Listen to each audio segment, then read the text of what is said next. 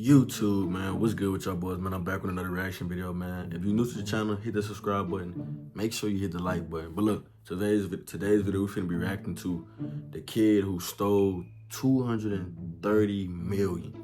I think that's it, million. Yeah, million. It just keep popping up on my YouTube, so I'm trying to, so I'm finna see what it's talking about. You know what I'm saying? We finna, hold up. You know they gonna try to get you with them ads. Hold up.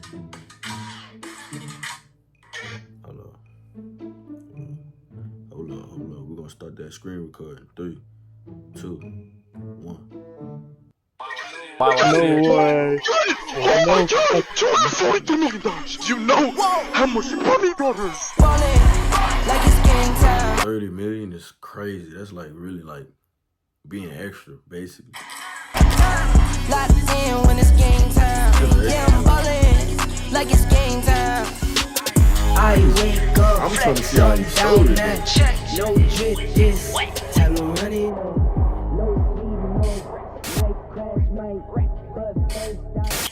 It's the 19th of August, 2024, the day a group of young adults carried out one of the largest crypto heists ever recorded. 20-year-old Malone Lam, 18-year-old Vir Chatal, 21-year-old Jeniel Serrano, Danish Khan, and Chen. These kids targeted a single Genesis creditor who had no idea they were about to lose a staggering $230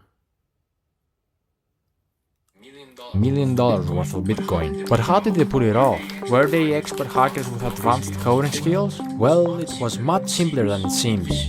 These scammers did something very clever. They hacked into basic human nature.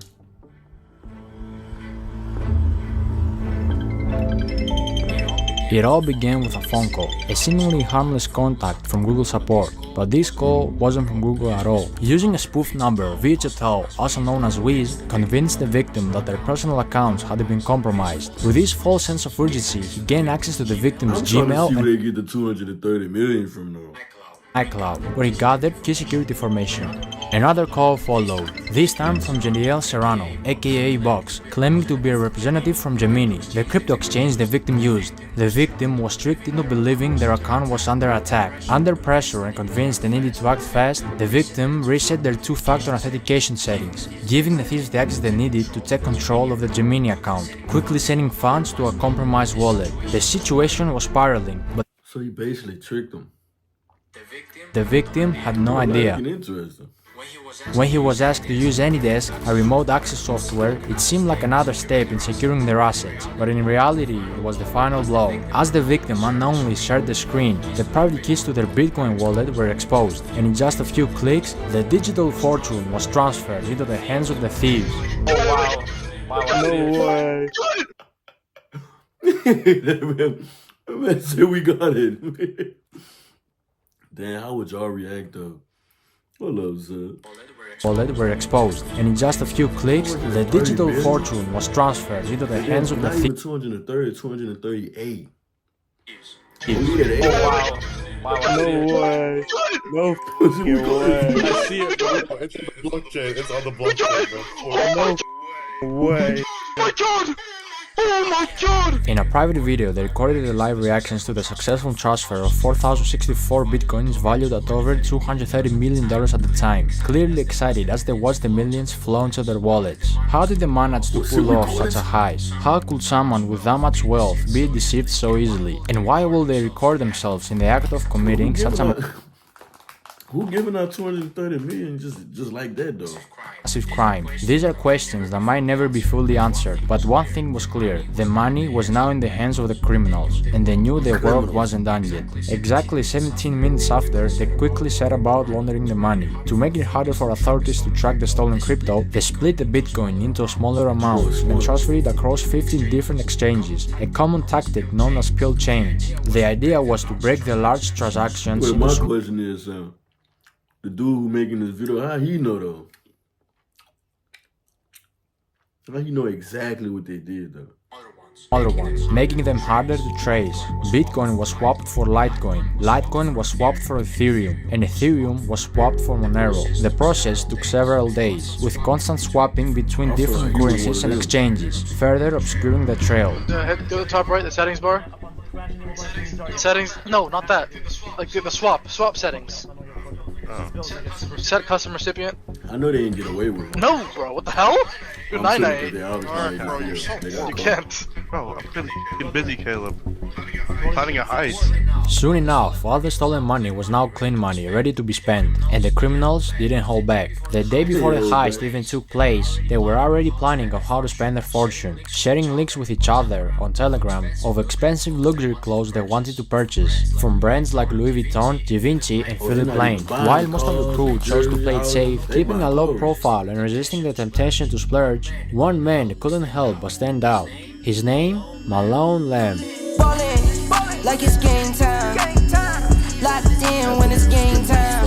Yeah, I'm ballin'. Yeah, I'm trying to see. Malone was based in LA, and the moment he got his hands on the money, he wasted no time diving headfirst into a luxurious lifestyle. Everything he had once watched wealthy people enjoy was now within his reach, ready to become his new reality. Nightclubs became his second home. Almost every night, he hit a club, spending ridiculous amounts of money Most people do this, just party all day.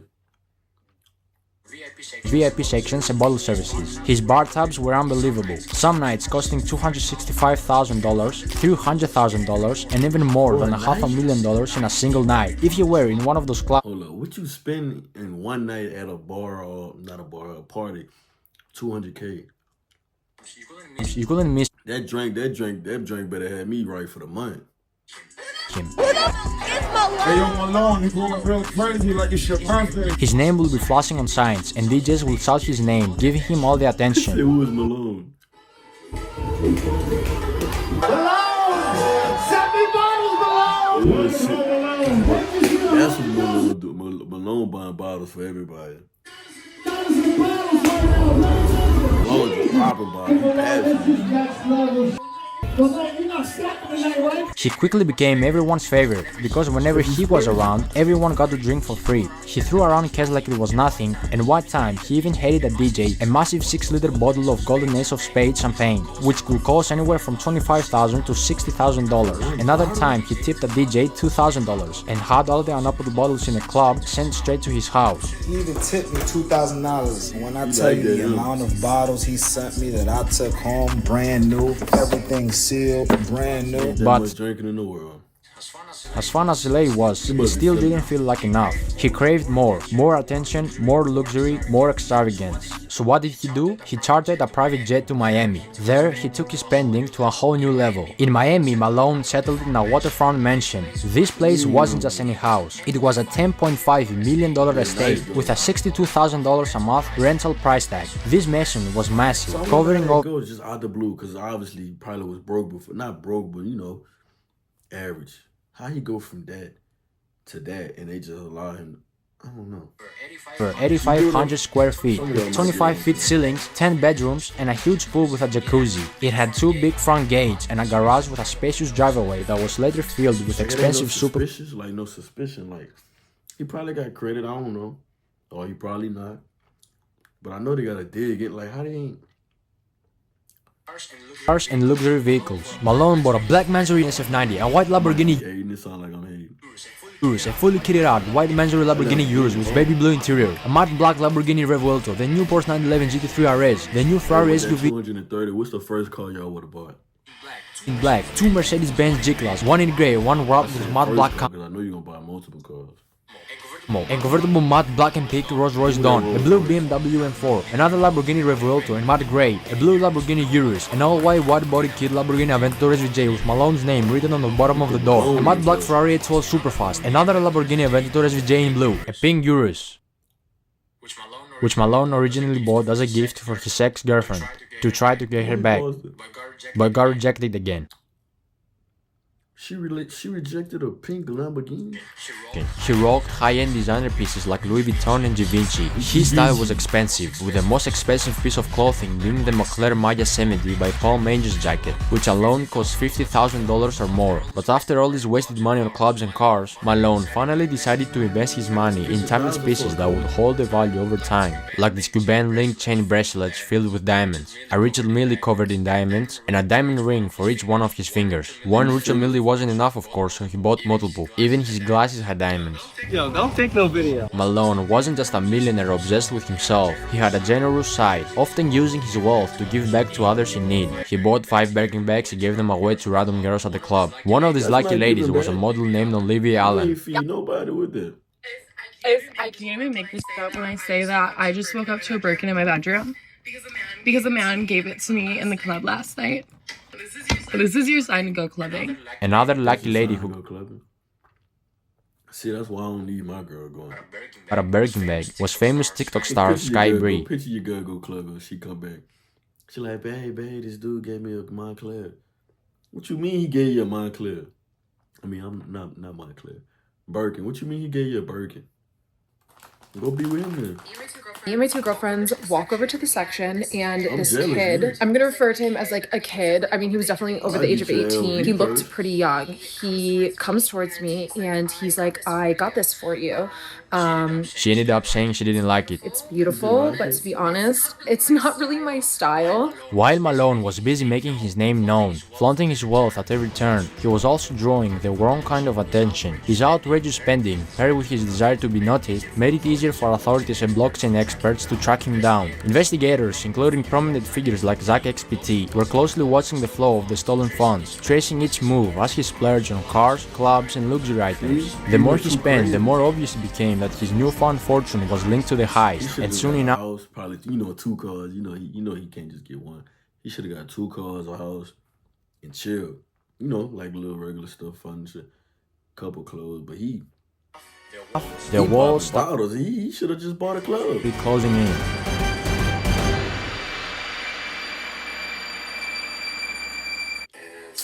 Sleep all the way down. If you want to manifest more success and abundance into your life, hypnosis. Malone thought he was untouchable, but behind the scenes, law enforcement and experts like Zach XPT were already connecting the dots. Through his flashy spending, investigators tracked large transactions linked to the stolen Bitcoin, using blockchain analysis to map out the movement of funds. What's more, both Box and Wiz slipped up during the process of laundering the funds. On several occasions, they accidentally leaked the stolen funds with their personal assets. Wiz, for example, also leaked his full name during a screen recording, while Box reused deposit addresses, making it easier to trace the funds back to them. These mistakes, combined with recorded conversations and digital footprints, painted a clear picture of the criminals' activities. By mid-September 2024, the FBI and other authorities had gathered enough evidence to act. On the 19th of September, federal agents raided Malone's Miami mansion, where he was arrested, surrounded by all the luxuries he had bought with a stolen fortune. We hear boom, and we thought that was shooting in the neighborhood, and we saw a lot of police. A stark contrast. Malone, who had lived like a king for just a short while, was now being led away in handcuffs. Authorities were able to freeze over $9 million in stolen funds, with $500,000 already returned to the victim. However, a significant portion of the stolen money remains in cryptocurrency wallets. At the time of making this video, $21 million linked to Box is still sitting in one wallet, while Virche Tao, also known as Wiz, has around $39 million tied up to his account. Additionally, $4 million of Malone's funds remain untouched in another wallet. But what happened to everything else he bought? The cars, the clubs, the private jets, and all the flashy stuff. See, when a criminal buys luxury items, like cars, with stolen money and later gets arrested, the government steps in and seizes those assets through a process called asset forfeiture. This allows law enforcement to take control of anything purchased with illegally obtained funds, such as cars, houses, or expensive jewelry. Once these assets are seized, they are usually put up for auction. In many cases, dealerships or buyers, including the same dealer who originally sold the cars, can purchase them again, often at a lower price than they were initially sold for. The money made from this somebody go steal a track car for me so they could catch you and put it on auction so I could buy it for cheap. then is used in a couple of ways. A portion of it will go toward compensating the victims of the crime, helping to recover some of the stolen funds, while another portion could be used to cover the cost of the investigation and legal proceedings. If the victim is lucky, he can get 50 to 65% back after the auction and administrative fees. These cars were spotted by EFF when they go to auction. Significant. Man, that's it for that video. More of the story, he stole $230 million. He probably had that for probably a month. And he got caught. I wonder how much time he finna do. Or what if he out? He gonna do it again. He might go lower this time, but instead of 230 million, he might get 2 million or something. But look, man, subscribe if y'all new. Hit the like button. Let me know if y'all like these type of videos, man. Your breath stink, though.